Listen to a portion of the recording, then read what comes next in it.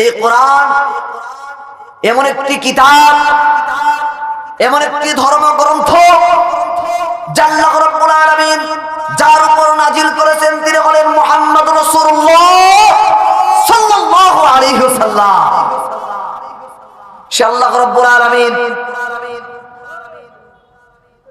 এই কোরআনের আইন যদি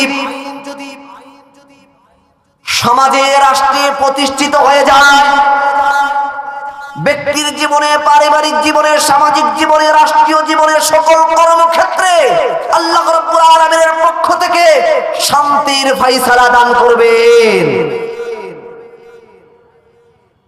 এই কোরআনের আইন যদি রাষ্ট্রে প্রতিষ্ঠিত হয়ে যায়, কোনো চুরি থাকবে না, কোনো ডাকাতি থাকবে না, কোনো সন্ত্রাস থাকবে না, কোনো মারামারি থাকবে না,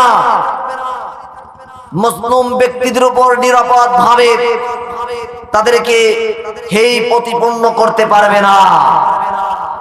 এজন্য আমরা বলি কোরআন এমন একটি কিতাব আল্লাহ রাব্বুল আলামিন নাজিল করেছেন যে কোরআনের ছায়াতলে কেউ যদি আসতে পারে আল্লাহ রাব্বুল আলামিন তাকে দুনিয়াতেও কল্যাণ দান করবে, আখিরাতেও আল্লাহ রাব্বুল আলামিন কল্যাণ দান করবে। কথা ঠিক কিনা?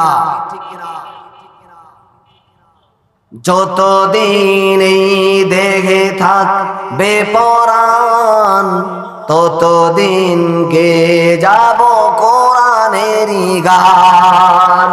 ঠিক কিনা? কোরআন হলো আমার রবের বিধান, জীবন চলার পথে সংবিধান। কোরআনই আমার জীবন মরণ, কোরআনই আমার জীবন মরণ। কোরআন হলো জানেরই জান, গাইব কোরআনেরই গান।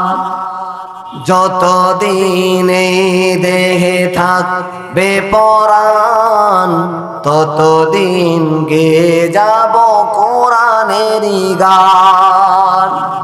কোরআন হলো আমার জীবন, কোরআন হলো আমার মরণ।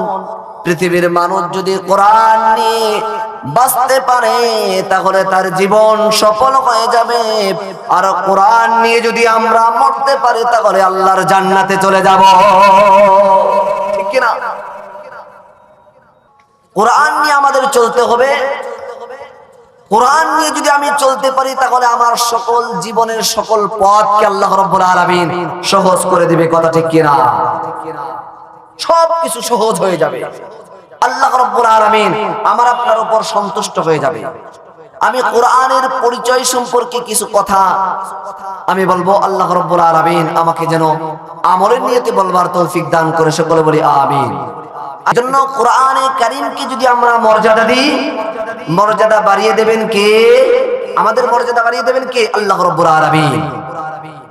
কোরআনকে যদি আমরা অবমাননা করি, পৃথিবীর মধ্যে সবচাইতে লাঞ্ছিত এবং অপমান হয়ে আমাদের দুনিয়া থেকে চলে যেতে হবে। কথা ঠিক কিনা? যারাই কোরআনের বিরোধিতা করছে আমরা দেখতে পেয়েছি তারাই সমাজের মধ্যে সবচাইতে লাঞ্ছিত এবং অপমানিত। কথা ঠিক কিনা? আমরা দেখেছি কোরআনের মাহফিলগুলো বন্ধ করে দেওয়া হয়েছিল। যারা বন্ধ করেছিল আজকে সমাজের মধ্যে তারাই সবচাইতে নিকৃষ্ট মানুষ হিসাবে পরিণত হয়েছে। কথা ঠিক কিনা? সমাজের মধ্যে তাদের কোনো মূল্যায়ন নাই, কোনো মূল্যায়ন দেওয়া হচ্ছে না। কারণ পৃথিবীর কোন জিনিসকে বন্ধ করেননি যিনি আমাকে সৃষ্টি করেছে। যেই কোরআন, যে রব্বুল আলামিন পৃথিবীতে নাজিল করেছিলেন মানুষের হিদায়াতের জন্য, সেই হিদায়াতের পথ যারা বন্ধ করার চেষ্টা করেছিল তাহলে তাদের সবকিছুর দরজা আল্লাহ রাব্বুল আলামিনের পক্ষ থেকে বন্ধ হয়ে গিয়েছে। বলেন কথা ঠিক কিনা? এটাই বাস্তবতা। এজন্য আমি আপনাদের মাঝে কোরআনের পরিচয় সম্পর্কে কিছু তুলে ধরব। আমরা কোরআনের পরিচয় নিয়ে যদি আমরা কথা বলি তাহলে কোরআন তার নিজেই তার পরিচয় দেয়। কোরআন বলে তানজিলাম মিম্মান খালাকাল আরদা ওয়াস সামাওয়াতিল উলা। এই কোরআন নাযিল করেছে যিনি আসমান এবং জমিনকে যিনি সৃষ্টি করেছেন সেই রব্বুল আলামিন আমি কোরআনকে নাযিল করেছে। সুবহানাল্লাহ। কোরআনের প্রথম পরিচয়। তাহলে কোরআনকে নাযিল করেছে কে? আল্লাহ রাব্বুল আলামিন। যিনি আসমান এবং জমিনকে যিনি সৃষ্টি করেছেন তিনি আল্লাহ তাআলা কোরআনে কারীমকে আল্লাহ রাব্বুল আলামিন নাযিল করেছে। কোরআনের পরিচয় দিতে গিয়ে কোরআন বলে বাল হুয়া কুরআনুম মাজিদুন ফি লাওহিম মাহফুজ। এটি একটি অতি মর্যাদা সম্পন্ন কিতাব যা লাওহে মাহফুজের মধ্যে আল্লাহ রাব্বুল আলামিন সংরক্ষিত করে রেখেছিলেন। বলুন সুবহানাল্লাহ। তাহলে অতি মর্যাদা সম্পন্ন কিতাব, সেই কিতাবের নাম কি? কোরআনে কারীম। আল্লাহ রাব্বুল আলামিন এই কোরআনকে আল্লাহ তাআলা লাওহে মাহফুজের মধ্যে সংরক্ষিত রেখেছিলেন। বলুন সুবহানাল্লাহ। এটা হলো কোরআনের আরেকটি পরিচয়। কোরআনের আরেকটি পরিচয় কি? কোরআনের আরেকটি পরিচয় হলো নাযালা বিহির রূহুল আমিন। এই কোরআন বহন করে এনেছিলেন হযরতে জিবরাইল আলাইহিস সালাম। এটা হলো কোরআনের আরেকটি পরিচয়। আল্লাহ রাব্বুল আলামিনের পক্ষ থেকে যার মাধ্যমে আল্লাহ রাব্বুল আলামিন এই পৃথিবীতে কোরআন পৌঁছে দিয়েছিলেন তিনি হলেন জিবরাইল আলাইহিস সালাম। কোরআনের আরেকটি পরিচয় হলো বিলিসানিন আরাবিয়্যিম মুবিন।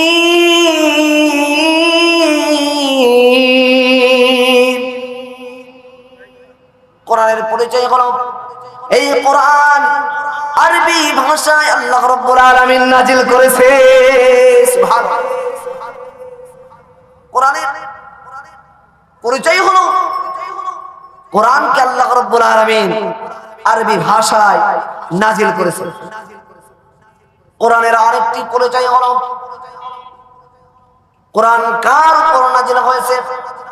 আমরা যদি কোরআনকে প্রশ্ন করি কোরআন নিজেই তার জবাব দেয়। কোরআন বলে وآمنوا بما نزل على محمد وهو الحق من ربهم। ঈমান আনো সেই দিনের উপর যা মুহাম্মদ সাল্লাল্লাহু আলাইহি ওয়াসাল্লামের উপর অবতীর্ণ হয়েছে। বলুন সুবহানাল্লাহ। তাহলে এই কোরআন কার উপর নাযিল হয়েছে? মুহাম্মদ রাসূলুল্লাহ সাল্লাল্লাহু আলাইহি ওয়াসাল্লামের উপরে। ঈমান আনতে হবে একমাত্র আল্লাহ এবং আল্লাহর রাসূলের উপরে। বলেছে কে? কোরআন। ঈমান আনো সেই জিনিসের উপরে, কোরআনের উপর তোমরা ঈমান আনো। ঈমান আনো আল্লাহ এবং আল্লাহর রাসূলের উপরে যা আল্লাহ রাব্বুল আলামিন মুহাম্মদ রাসূলুল্লাহ সাল্লাল্লাহু আলাইহি ওয়াসাল্লামের উপর অবতীর্ণ করেছে কোরআন। এজন্য আল্লাহ রাব্বুল আলামিন মুহাম্মদ রাসূলুল্লাহ সাল্লাল্লাহু আলাইহি ওয়াসাল্লামের উপর আলোক উজ্জ্বল একটি কিতাব নাযিল করেছে। সেই কিতাবের নাম হলো কোরআনে কারীম। কোরআনের আরেকটি পরিচয় হলো কোরআন নিজেই তার পরিচয় দেয়। কোরআন বলে شهر رمضان الذي أنزل فيه القرآن।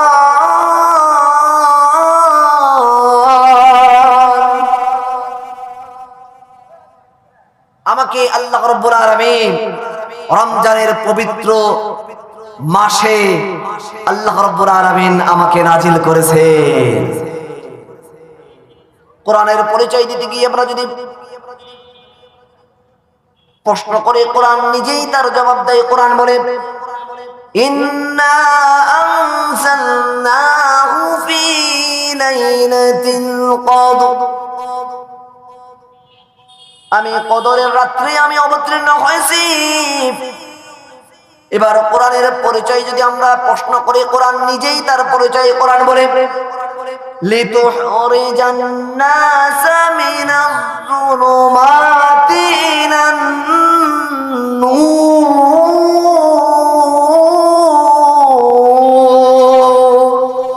আমার পরিচয় শুনবে, আমি গোটা মানব জাতিকে অন্ধকারের ভিতর থেকে টেনে টেনে বের করে আলোর সন্ধান দেওয়ার জন্য আমি কোরআন পৃথিবীতে নাজিল হয়েছি। বলুন সুবহানাল্লাহ। অন্ধকার কারা? অন্ধকার হলো পুঁজিবাদ, ধর্ম নিরপেক্ষ বিপক্ষে যারা কাজ করে তারা হলো অন্ধকার, সমাজতন্ত্র, অর্থাৎ মানুষের তৈরি করা সকল মতবাদ হলো অন্ধকার। কথা ঠিক কিনা? কোরআনের আরেকটি পরিচয় হলো, কোরআন বলে, ফামান তাবিআ হুদায়া ফালা খাউফুন আলাইহিম ওয়ালা হুম ইয়াহজানুন।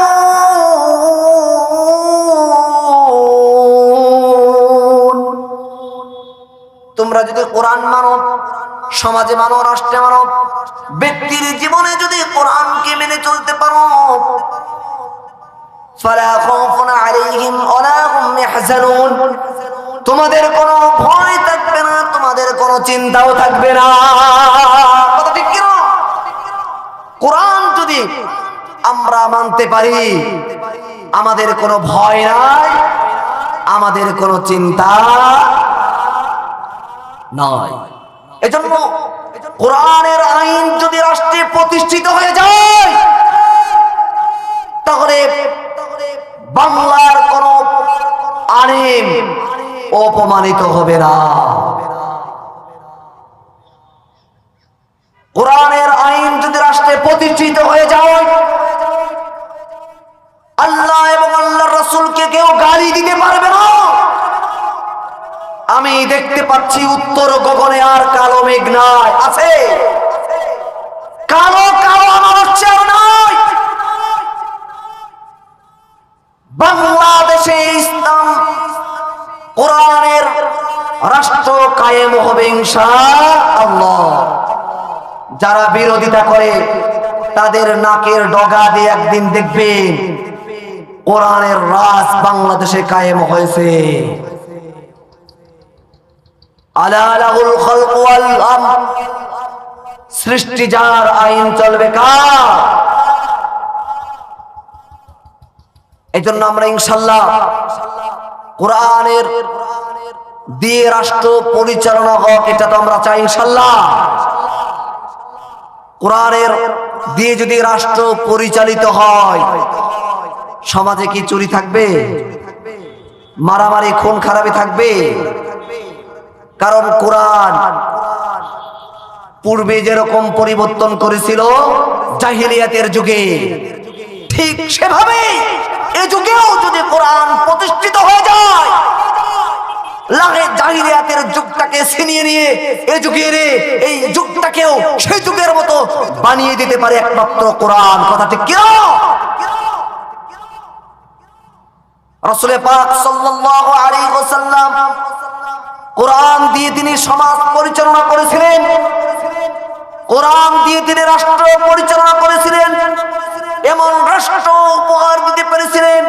রাসূল পাক সাল্লাল্লাহু আলাইহি ওয়াসাল্লাম তিনি নিজেই বলেন, এই যুগ হলো সর্বশ্রেষ্ঠ যুগ, আমার যুগ। কোরআনের রাষ্ট্র যখন সমাজে প্রতিষ্ঠিত হয়ে যাবে,